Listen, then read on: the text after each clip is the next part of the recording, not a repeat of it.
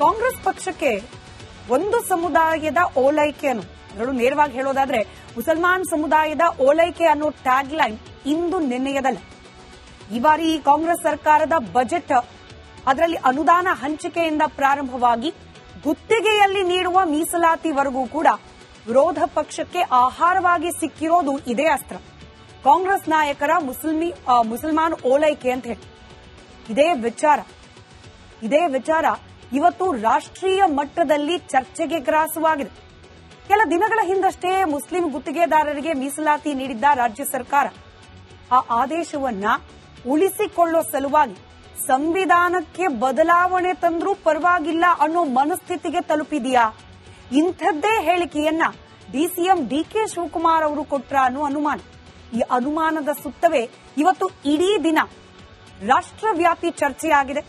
ಕಾಂಗ್ರೆಸ್ ಪಕ್ಷದ ಮುಸ್ಲಿಂ ಓಲೈಕೆಯ ಮತ್ತೊಂದು ಮುಖವಾಡ ಕಳಚಿದೆ ಅಂತ ಹೇಳಿ ವಿರೋಧ ಪಕ್ಷ ಬಿಜೆಪಿ ಕಾಂಗ್ರೆಸ್ನ ವಿರುದ್ಧ ಕೆಂಡಕಾರಿದೆ. ಈ ಬಗ್ಗೆ ಒಂದು ಡೀಟೇಲ್ ರಿಪೋರ್ಟ್ ನಿಮ್ಮ ಮುಂದೆ.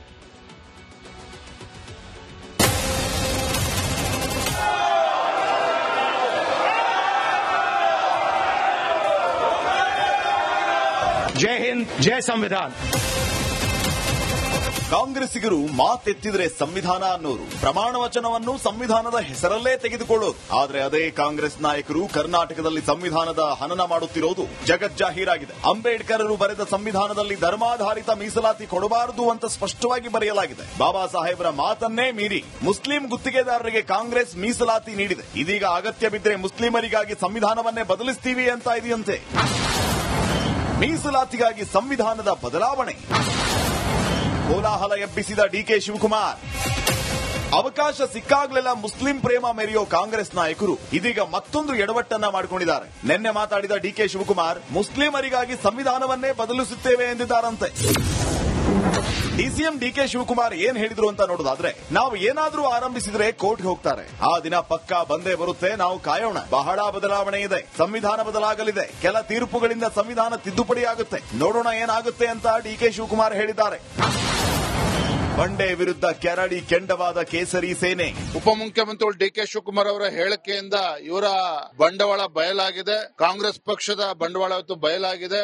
ಅಲ್ಪಸಂಖ್ಯಾತನ ಓಲೈಕೆ ಮಾಡತಕ್ಕಂತ ನಿಟ್ಟಿನಲ್ಲಿ ಸಂವಿಧಾನವನ್ನು ಕೂಡ ನಾವು ಬದಲಾವಣೆ ಮಾಡ್ತೇವೆ ಅನ್ನುವ ಹೇಳಿಕೆ ಇವತ್ತು ಡಿಕೆ ಶಿವಕುಮಾರ್ ಅವರು ಏನ್ ಹೇಳಿದ್ದಾರೆ, ಇವರ ಮನಸ್ಥಿತಿ ಏನು? ಯಾವುದೇ ಬೆಲೆ ತೆತ್ತಾದ್ರೂ ಕೂಡ ನಾವು ಈ 4% ರಿಸರ್ವೇಶನ್ ಜಾರಿ ಆಗದಂಗೆ ನಾವು ನೋಡ್ತೇವೆ. ರಾಜ್ಯಪಾಲರಿಗೆ ಮನವಿಯನ್ನ ಕೊಟ್ಟಿದ್ದೇವೆ, ರಾಷ್ಟ್ರಪತಿಗಳಿಗೂ ಕೂಡ ಇದನ್ನ ನಾವು ಪತ್ರ ಬರೀತೇವೆ, ಪ್ರಧಾನ ಮಂತ್ರಿಗಳಿಗೆ ಈ ವಿಷಯ ಕುರಿತಂತ ಪತ್ರ ಬರೀತೇವೆ.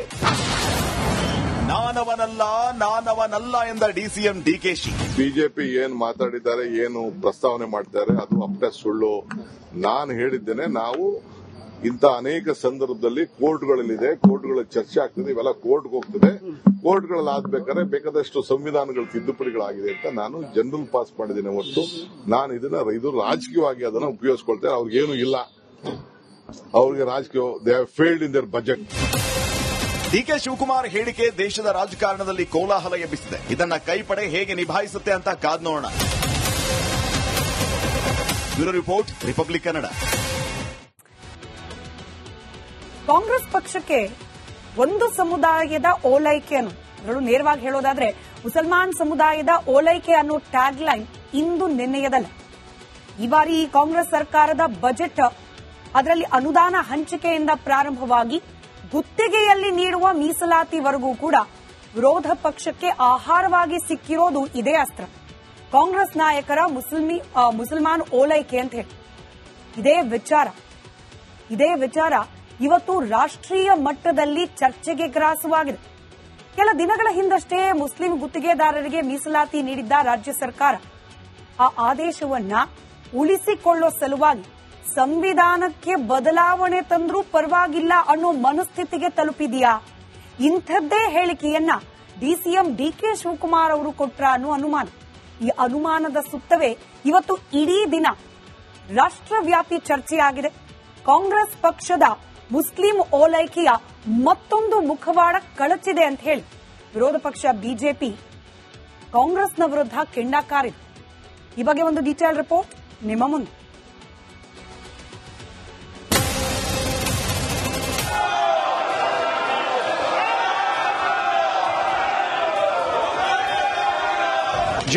जय संविधान। ಕಾಂಗ್ರೆಸ್ಸಿಗರು ಮಾತೆತ್ತಿದ್ರೆ ಸಂವಿಧಾನ ಅನ್ನೋರು, ಪ್ರಮಾಣ ವಚನವನ್ನು ಸಂವಿಧಾನದ ಹೆಸರಲ್ಲೇ ತೆಗೆದುಕೊಳ್ಳೋರು. ಆದ್ರೆ ಅದೇ ಕಾಂಗ್ರೆಸ್ ನಾಯಕರು ಕರ್ನಾಟಕದಲ್ಲಿ ಸಂವಿಧಾನದ ಹನನ ಮಾಡುತ್ತಿರೋದು ಜಗಜ್ಜಾಹೀರಾಗಿದೆ. ಅಂಬೇಡ್ಕರ್ ಬರೆದ ಸಂವಿಧಾನದಲ್ಲಿ ಧರ್ಮಾಧಾರಿತ ಮೀಸಲಾತಿ ಕೊಡಬಾರದು ಅಂತ ಸ್ಪಷ್ಟವಾಗಿ ಬರೆಯಲಾಗಿದೆ. ಬಾಬಾ ಸಾಹೇಬರ ಮಾತನ್ನೇ ಮೀರಿ ಮುಸ್ಲಿಂ ಗುತ್ತಿಗೆದಾರರಿಗೆ ಕಾಂಗ್ರೆಸ್ ಮೀಸಲಾತಿ ನೀಡಿದೆ. ಇದೀಗ ಅಗತ್ಯ ಬಿದ್ದರೆ ಮುಸ್ಲಿಮರಿಗಾಗಿ ಸಂವಿಧಾನವನ್ನೇ ಬದಲಿಸ್ತೀವಿ ಅಂತ ಇದೆಯಂತೆ. ಮೀಸಲಾತಿಗಾಗಿ ಸಂವಿಧಾನದ ಬದಲಾವಣೆ. ಕೋಲಾಹಲ ಎಬ್ಬಿಸಿದ DK Shivakumar.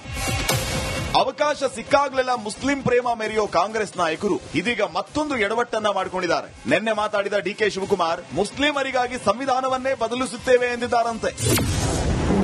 DCM DK Shivakumar ಏನ್ ಹೇಳಿದ್ರು ಅಂತ ನೋಡೋದಾದ್ರೆ, ನಾವು ಏನಾದ್ರೂ ಆರಂಭಿಸಿದ್ರೆ ಕೋರ್ಟ್ಗೆ ಹೋಗ್ತಾರೆ, ಆ ದಿನ ಪಕ್ಕಾ ಬಂದೇ ಬರುತ್ತೆ, ನಾವು ಕಾಯೋಣ. ಬಹಳ ಬದಲಾವಣೆ ಇದೆ, ಸಂವಿಧಾನ ಬದಲಾಗಲಿದೆ, ಕೆಲ ತೀರ್ಪುಗಳಿಂದ ಸಂವಿಧಾನ ತಿದ್ದುಪಡಿಯಾಗುತ್ತೆ, ನೋಡೋಣ ಏನಾಗುತ್ತೆ ಅಂತ ಡಿಕೆ ಶಿವಕುಮಾರ್ ಹೇಳಿದ್ದಾರೆ. ಬಂಡೆ ವಿರುದ್ಧ ಕೆರಡಿ ಕೆಂಡವಾದ ಕೇಸರಿ ಸೇನೆ. ಉಪಮುಖ್ಯಮಂತ್ರಿ ಡಿಕೆ ಶಿವಕುಮಾರ್ ಅವರ ಹೇಳಿಕೆಯಿಂದ ಇವರ ಬಂಡವಾಳ ಬಯಲಾಗಿದೆ. ಕಾಂಗ್ರೆಸ್ ಪಕ್ಷದ ಬಂಡವಾಳ ಇವತ್ತು ಬಯಲಾಗಿದೆ. ಅಲ್ಪಸಂಖ್ಯಾತನ ಓಲೈಕೆ ಮಾಡತಕ್ಕಂತ ನಿಟ್ಟಿನಲ್ಲಿ ಸಂವಿಧಾನವನ್ನು ಕೂಡ ನಾವು ಬದಲಾವಣೆ ಮಾಡ್ತೇವೆ ಅನ್ನುವ ಹೇಳಿಕೆ ಇವತ್ತು ಡಿಕೆ ಶಿವಕುಮಾರ್ ಅವರು ಏನ್ ಹೇಳಿದ್ದಾರೆ, ಇವರ ಮನಸ್ಥಿತಿ ಏನು? ಯಾವುದೇ ಬೆಲೆ ತೆತ್ತಾದ್ರೂ ಕೂಡ ನಾವ್ ಈ 4% ರಿಸರ್ವೇಶನ್ ಜಾರಿ ಆಗದಂಗೆ ನಾವು ನೋಡ್ತೇವೆ. ರಾಜ್ಯಪಾಲರಿಗೆ ಮನವಿಯನ್ನ ಕೊಟ್ಟಿದ್ದೇವೆ, ರಾಷ್ಟ್ರಪತಿಗಳಿಗೂ ಕೂಡ ಇದನ್ನ ನಾವು ಪತ್ರ ಬರೀತೇವೆ, ಪ್ರಧಾನ ಮಂತ್ರಿಗಳಿಗೆ ಈ ವಿಷಯ ಕುರಿತಂತ ಪತ್ರ ಬರೀತೇವೆ. ನಾನವನಲ್ಲ ಎಂದ ಡಿಸಿಎಂ ಡಿಕೆಶಿ. ಬಿಜೆಪಿ ಏನ್ ಮಾತಾಡಿದ್ದಾರೆ, ಏನು ಪ್ರಸ್ತಾವನೆ ಮಾಡ್ತಾರೆ ಅದು ಅಪ್ಪಟ ಸುಳ್ಳು. ನಾನು ಹೇಳಿದ್ದೇನೆ, ನಾವು ಇಂಥ ಅನೇಕ ಸಂದರ್ಭದಲ್ಲಿ ಕೋರ್ಟ್ಗಳಲ್ಲಿದೆ, ಕೋರ್ಟ್ಗಳಲ್ಲಿ ಚರ್ಚೆ ಆಗ್ತದೆ, ಇವೆಲ್ಲ ಕೋರ್ಟ್ಗೆ ಹೋಗ್ತದೆ. ಕೋರ್ಟ್ಗಳಲ್ಲಿ ಆಗ್ಬೇಕಾದ್ರೆ ಬೇಕಾದಷ್ಟು ಸಂವಿಧಾನಗಳ ತಿದ್ದುಪಡಿಗಳಾಗಿದೆ ಅಂತ ನಾನು ಜನರಲ್ ಪಾಸ್ ಮಾಡಿದ್ದೇನೆ ಹೊರತು ನಾನು ಇದು ರಾಜಕೀಯವಾಗಿ ಅದನ್ನ ಉಪಯೋಗಿಸ್ಕೊಳ್ತೇನೆ. ಅವ್ರಿಗೇನು ಇಲ್ಲ, ಅವ್ರಿಗೆ ರಾಜಕೀಯ they have failed in their budget. DK Shivakumar ಹೇಳಿಕೆ ದೇಶದ ರಾಜಕಾರಣದಲ್ಲಿ ಕೋಲಾಹಲ ಎಬ್ಬಿಸಿದೆ. ಇದನ್ನ ಕೈಪಡೆ ಹೇಗೆ ನಿಭಾಯಿಸುತ್ತೆ ಅಂತ ಕಾದ್ ನೋಡೋಣ. Bureau report, republic Kannada. Congress ಪಕ್ಷಕ್ಕೆ ಒಂದು ಸಮುದಾಯದ ಓಲೈಕೆ ಅನ್ನೋದು ನೇರವಾಗಿ ಹೇಳೋದಾದ್ರೆ ಮುಸಲ್ಮಾನ್ ಸಮುದಾಯದ ಓಲೈಕೆ ಅನ್ನೋ ಟ್ಯಾಗ್ ಲೈನ್ ಇಂದು ನಿನ್ನೆಯದಲ್ಲ. ಈ ಬಾರಿ ಕಾಂಗ್ರೆಸ್ ಸರ್ಕಾರದ ಬಜೆಟ್ ಅದರಲ್ಲಿ ಅನುದಾನ ಹಂಚಿಕೆಯಿಂದ ಪ್ರಾರಂಭವಾಗಿ ಗುತ್ತಿಗೆಯಲ್ಲಿ ನೀಡುವ ಮೀಸಲಾತಿವರೆಗೂ ಕೂಡ ವಿರೋಧ ಪಕ್ಷಕ್ಕೆ ಆಹಾರವಾಗಿ ಸಿಕ್ಕಿರೋದು ಇದೇ ಅಸ್ತ್ರ. ಕಾಂಗ್ರೆಸ್ ನಾಯಕರ ಮುಸಲ್ಮಾನ್ ಓಲೈಕೆ ಅಂತ ಹೇಳಿ ಇದೇ ವಿಚಾರ ಇವತ್ತು ರಾಷ್ಟ್ರೀಯ ಮಟ್ಟದಲ್ಲಿ ಚರ್ಚೆಗೆ ಗ್ರಾಸವಾಗಿದೆ. ಕೆಲ ದಿನಗಳ ಹಿಂದಷ್ಟೇ ಮುಸ್ಲಿಂ ಗುತ್ತಿಗೆದಾರರಿಗೆ ಮೀಸಲಾತಿ ನೀಡಿದ್ದ ರಾಜ್ಯ ಸರ್ಕಾರ ಆ ಆದೇಶವನ್ನ ಉಳಿಸಿಕೊಳ್ಳೋ ಸಲುವಾಗಿ ಸಂವಿಧಾನಕ್ಕೆ ಬದಲಾವಣೆ ತಂದ್ರೂ ಪರವಾಗಿಲ್ಲ ಅನ್ನೋ ಮನಸ್ಥಿತಿಗೆ ತಲುಪಿದೆಯಾ? ಇಂಥದ್ದೇ ಹೇಳಿಕೆಯನ್ನ ಡಿಸಿಎಂ ಡಿಕೆ ಶಿವಕುಮಾರ್ ಅವರು ಕೊಟ್ರ ಅನ್ನೋ ಅನುಮಾನ. ಈ ಅನುಮಾನದ ಸುತ್ತವೇ ಇವತ್ತು ಇಡೀ ದಿನ